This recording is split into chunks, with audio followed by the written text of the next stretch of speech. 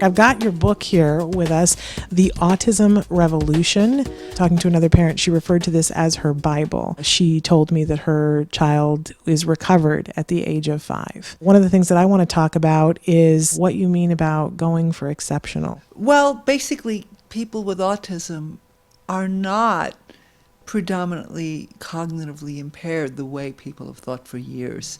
And in fact, so many people with autism have exceptional capabilities and unusual ways of perceiving the world. So going for normal undersells a person with autism. You need to kind of help them bridge from the particular ways they start out to broadening it so it interfaces with more and more parts of the world and more people. I love this idea of whole body strategies. This is something that I think a lot of parents, it really resonates with us because we see our child as whole children, and yet it isn't something that a lot of people, a lot of practitioners are talking about. How did this happen with you that you decided I need to write this book about a whole body strategy?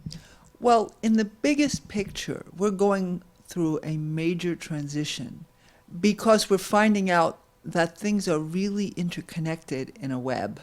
I think what we've been seeing in the autism community is what I call community-based systems biology.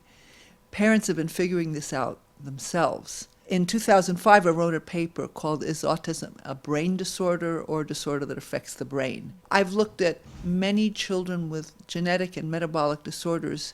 They don't just affect one organ, they're whole body systems.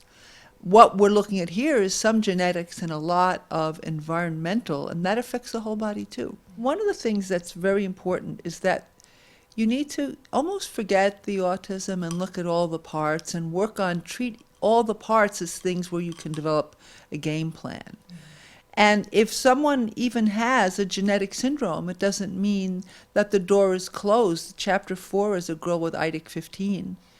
And when her celiac was treated, which wasn't caused by the IDIC 15, but was an additional problem, she started to talk after the geneticist had said she would never talk. The idea is look at the autism behaviors as an outcome of a system that's set differently and go after all the ways you can tweak those settings so that you improve resiliency and you decrease the total load of infection and toxins and stress so the system can heal itself and the brain can manifest its capabilities. I want to encourage our viewers to get this book. Where can they go to find information?